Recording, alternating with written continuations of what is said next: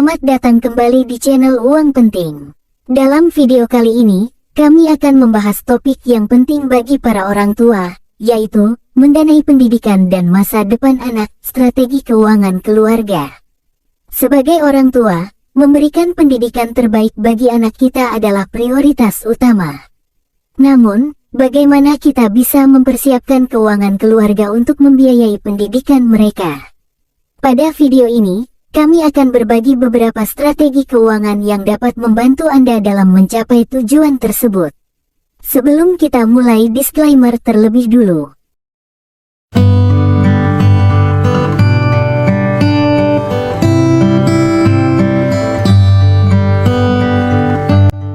Pertama-tama, mari kita bahas mengapa perencanaan keuangan untuk pendidikan anak itu penting.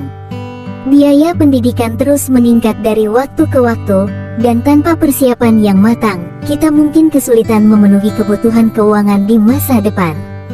Namun, dengan perencanaan yang tepat, kita dapat membantu memastikan bahwa kita memiliki dana yang cukup untuk mendanai pendidikan anak kita. 1. Menentukan tujuan keuangan. Langkah pertama dalam perencanaan keuangan untuk pendidikan anak adalah menentukan tujuan keuangan kita. Pertimbangkan berapa biaya pendidikan yang diinginkan, apakah itu untuk pendidikan tinggi atau pendidikan khusus lainnya. Selain itu, tentukan juga jangka waktu yang tersedia sebelum anak-anak kita memasuki masa pendidikan. Dengan informasi ini, kita dapat menghitung jumlah dana yang harus kita siapkan setiap bulan atau setiap tahun. 2. Membuat anggaran. Selanjutnya, kita perlu membuat anggaran yang komprehensif untuk keluarga kita. Identifikasi pengeluaran rutin, seperti biaya hidup, tagihan, dan lain-lain.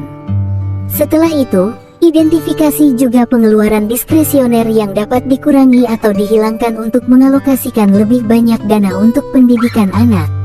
Dengan membuat anggaran yang terperinci, kita dapat menemukan cara untuk menghemat dan mengalokasikan dana ke dalam tabungan pendidikan. 3. Mengeksplorasi pilihan investasi. Selain menyimpan uang dalam tabungan biasa, penting untuk mempertimbangkan pilihan investasi yang dapat membantu kita mencapai tujuan keuangan kita dengan lebih cepat. Misalnya, kita bisa mempertimbangkan reksadana pendidikan, reksadana saham, atau tabungan pendidikan khusus yang ditawarkan oleh lembaga keuangan. Namun, sebelum memilih investasi, penting untuk memahami risiko dan kinerja historisnya. 4. Memanfaatkan bantuan keuangan dan beasiswa. Jangan lupa untuk mengeksplorasi berbagai bantuan keuangan dan beasiswa yang tersedia.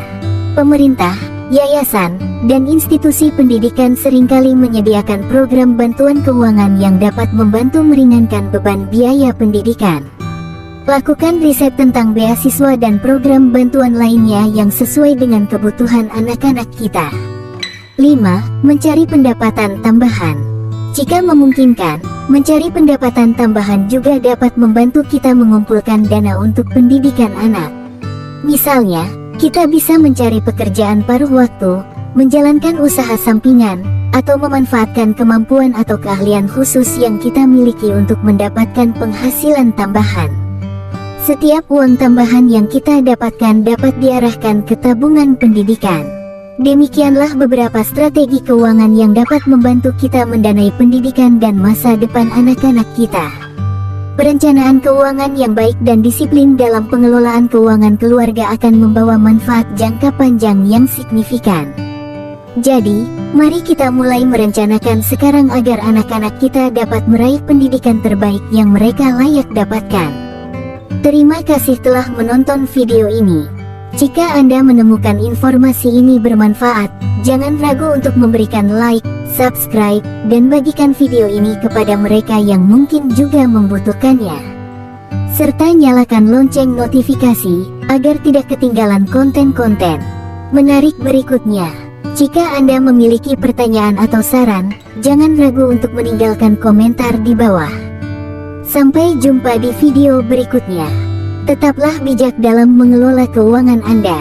Terima kasih dan sampai jumpa di video berikutnya.